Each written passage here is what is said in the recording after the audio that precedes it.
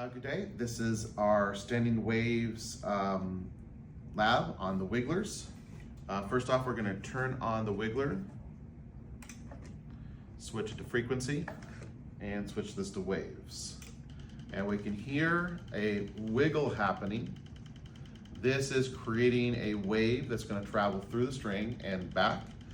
Right now it's registering at 10.1 hertz, which means that it's going to be moving back. This little piece of metal moves back and forth 10.1 times in 1 second.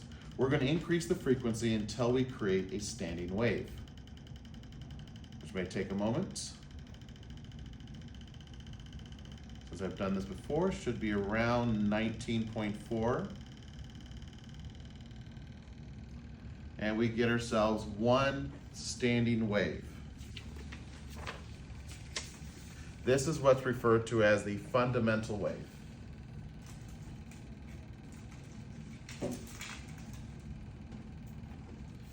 So that frequency, if you look in your piece of paper right there, we can write down the frequency for that is 19.4 hertz. And at the end, I will make sure to show you guys a copy of this when we get there.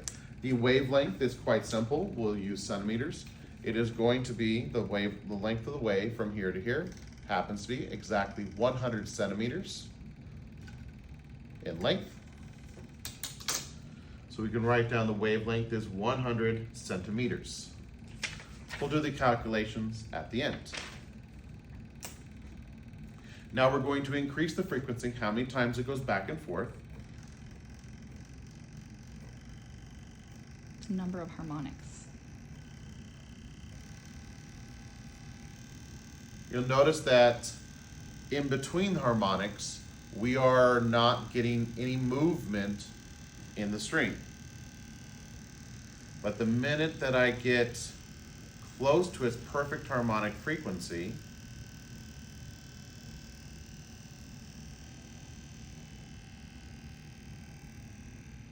the sound disappears and we get one note. You'll notice that it is approximately double the frequency before. So we're at 38.9. Naturally, this should be half the distance for the wavelength, and that is at right there 50 hertz. 50 centimeters, I'm sorry, 50 centimeters. Right about 50 centimeters. So we write down the wavelength is 50 centimeters. We're going to increase the frequency one more time to get our third harmonic. And that should be around 60. A little bit less since we're a little less than 20. So about 3 times the amount. Again, you'll notice that the string is no longer wiggling properly because we're between harmonics. And it's the minute that we get to a third frequency,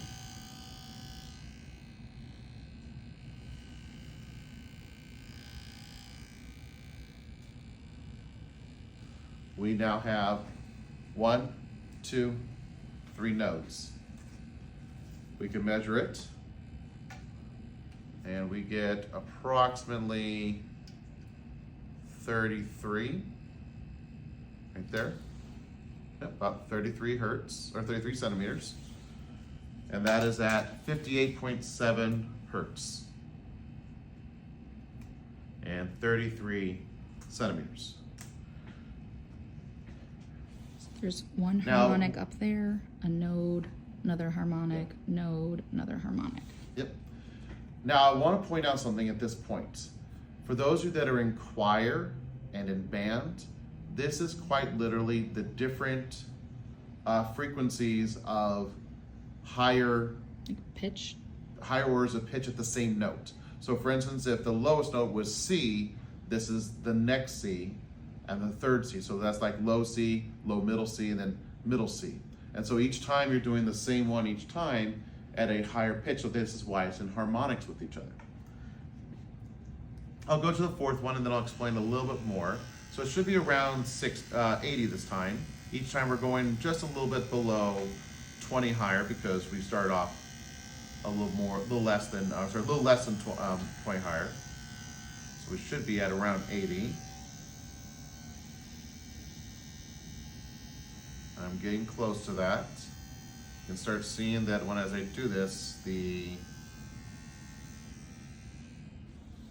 nodes open up here, and we have our standing parts of the string here. So we got 1, 2, 3, 4, 1, 2, 3, 4, and then you have stationary spots. What's interesting is if I place my hand right here, right at the right spot,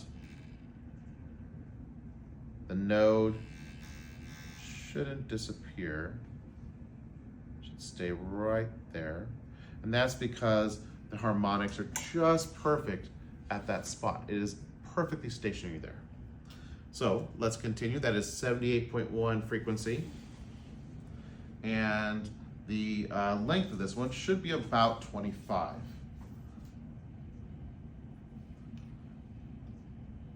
So right there, about 25. Yeah, about 20, a little bit low. It's like 24 and a half, yeah. Yeah, it's 24 and a half. Right there, about 25. Yeah. About 25. Yeah. So it should be about 25.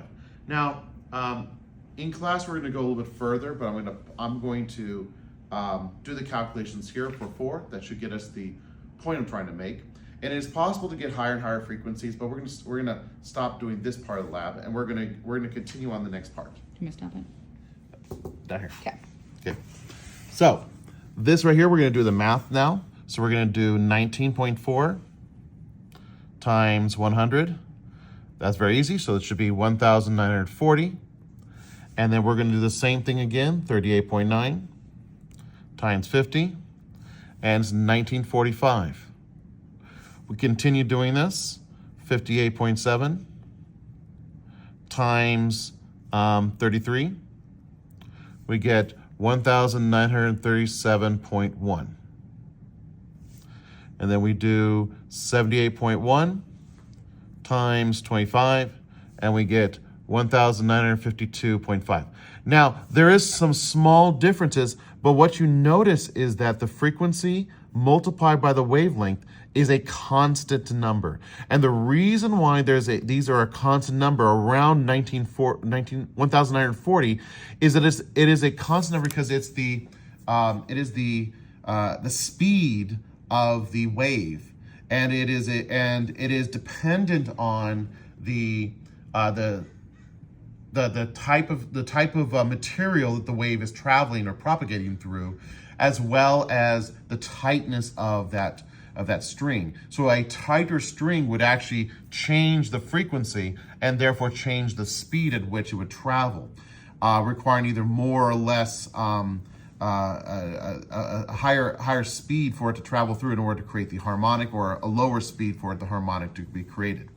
So if we had continued with the 5, you could, in theory, just work your way backwards, starting off with a constant around 1940, understanding that there is going to be 5 within the 100, so that'd be 20 wavelength, and you can back calculate the frequency, and you would actually be able to go spot on with it instead of going 19.4, increasing each time.